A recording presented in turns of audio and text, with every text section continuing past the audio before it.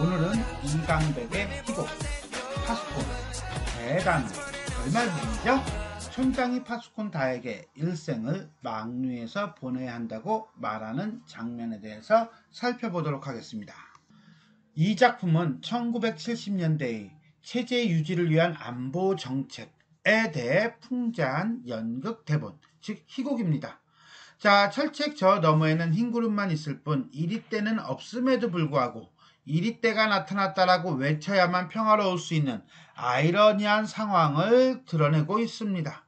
그러던 중 이리떼는 없고 흰 구름만 있을 뿐이라는 진실을 알게 된 파수꾼 다가 그것을 이야기하려고 하지만 그러한 진실마저도 체제 유지를 위하여는 가상의 적인 이리떼를 유지시켜야만 한다는 촌장의 설득에 파묻히고 맙니다. 이렇듯 이 작품은 우화적인 상황을 통하여 당대 권력의 위선적인 실체를 비판한 희곡이라고 할 수 있겠습니다. 망루에서 파수꾼 다가 내려온다. 난 네가 이렇게 용감해진 줄 몰랐구나. 촌장은 고맙다. 정말 잘해주었다. 땡큐 라고 하는 거죠. 왜? 자신의 의도대로 얘기했기 때문에 그런 거예요. 아니야, 난 몰랐던 건 아니었어. 넌 나에게 용감한 사람이 되마고 약속하질 않았니? 난 그때 이미 알아본 거야. 넌 꼭 훌륭한 파수꾼이 될 거라고. 얘 참 태세 전환 빠르네요. 그죠? 얘 나 좀 보자.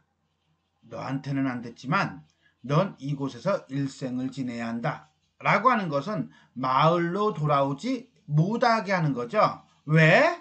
마을로 돌아와서 이리떼는 없고 흰구름뿐이라고만 얘기하면 큰일 나잖아요. 한마디로 진실을 은폐하려고 하는 거예요. 네, 마을에 오지 말아라. 자, 나 좀 보자. 지내야 한다. 그러다가 마을엔 오지 말아라. 뭐예요?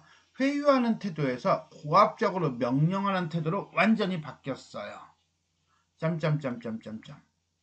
쉬, 바람 부는 소리가 거칠게 들려온다. 요거 별표. 자, 이거는 음향효과죠. 영화로 한다면 아마 이펙트가 될 거예요. 자, 다의 어떤 절망감을 드러내는 효과를 주기도 하고요. 그 다음에 암울한 상황을 드러낸다 라고 하는 효과도 줍니다. 난 저 사람들이 싫어. 내 마음은 너와 함께 딸기에 가 있단다. 딸기, 일종의 진실을 은폐함으로써 누리는 어떤 물질적 특권. 넌 내 추억이야. 너에게는 내가 그리워하던 것이 있다 라고 하는 거예요. 너에게는 내가 늘 그리워하던 것이 있다 라고 동질감을 강조하고 있죠. 그죠? 자, 그러면서 넌 내 추억이야. 너에게는 내가 그리워하는 것이 있다 라고 하니까 촌장이 과거 회상을 하면서 어릴 때 것을 얘기하고 있나?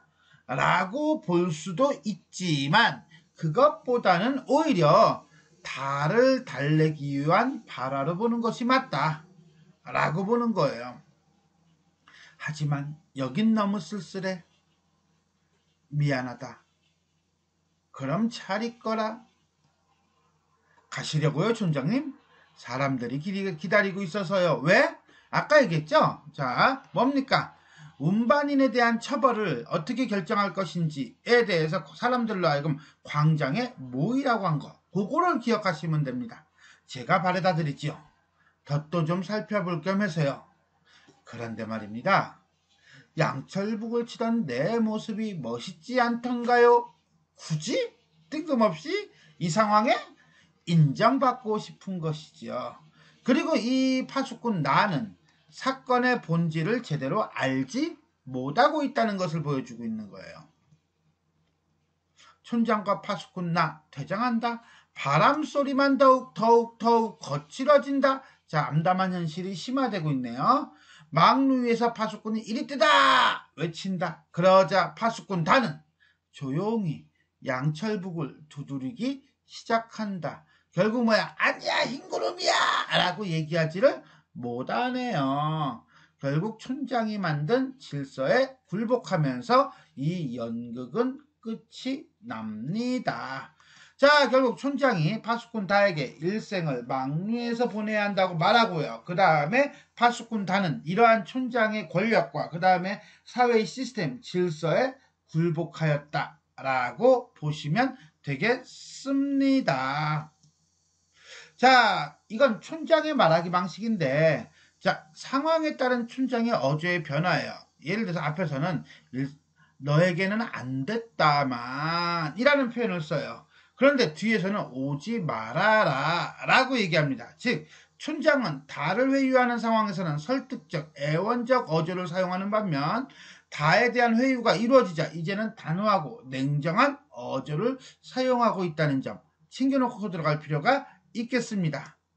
다음 마지막 장면, 파수꾼 다가 조용히 양철북을 두드리기 시작한다 라고 하는 부분은 지배체제에 대해서 문제의식을 가졌으나 결국 지배자의 논리에 순응하는 무능력한 존재 내지는 무능력한 지식인의 모습을 보여주고 있다 라고 보시면 되겠습니다. 자, 이렇게 해서 우리는 이강백의 희곡 파수꾼 대단원까지 살펴보았습니다. 지금까지 내용이 도움이 되셨다면 좋아요와 구독 버튼 눌러주시고요. 알람 설정 부탁드리겠습니다. 수고하셨습니다.